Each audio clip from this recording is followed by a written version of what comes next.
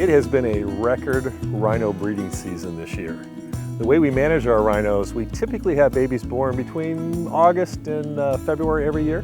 And so this year's set a record. We've had 4 white rhinos and 2 greater one-horn rhinos born for a total of 6 baby rhinos down at the barns right now. So it's been a pretty busy winter for us.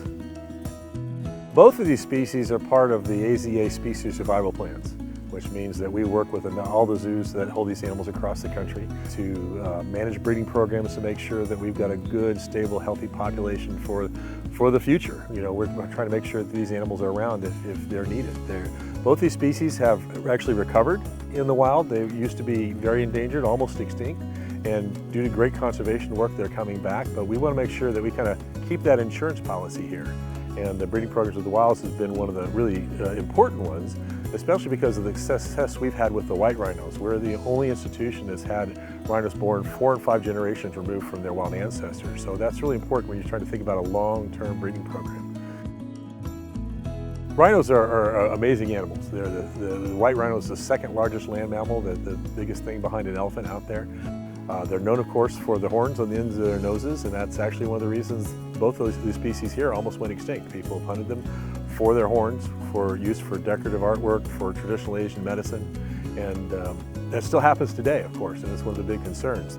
Through great conservation work, these species are in much better shape, but we always worry about that and always worry about those poaching numbers increasing, and we want to watch for that, and we want to make sure that the populations we have are available if they're ever needed to help support the wild populations.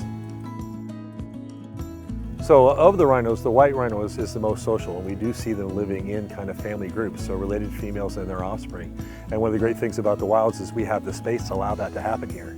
So as these babies are born, they're actually growing up in a family group. They're growing up around other babies. They're growing up around other moms. They get to see all the normal rhino behavior. We're able to keep young males in a herd for up to 3 years. And that gives them a really great opportunity to essentially learn how to be rhinos. So a breeding male has to know how to behave around females, has to know how to behave around a mom and a baby.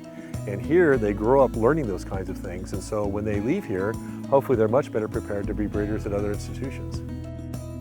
The greater one-horn rhinos aren't as social as the white rhinos, so you don't see the big family group herds like you do with the white rhinos, but you do see some kind of longer-term association with a mom and her daughters.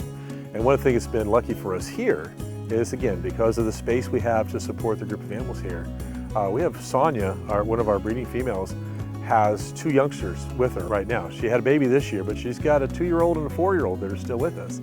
And the 2-year-old and 4-year-old females have actually been really helpful for us because as we've had to hand raise the other female, Anna's baby this year, we had some young animals for her to essentially socialize with. So she didn't have to grow up on her own and not be around other rhinos. She had some other young females that we were able to introduce her to and be able to kind of get them to bond and stay together, which was similar to what we would see in the wild till they're old enough to go off on their own and breed on their own. So it's been lucky for us that we've had that space and those animals right here, right now at the time that we needed them. Of course, right now it is cold and we have the rhinos back at the barns where we're able to give them the extra heat and shelter they need. And people come out here, we have winter wild side tours and rhino barn tours, and they have a chance to come and meet these baby rhinos up close and personal.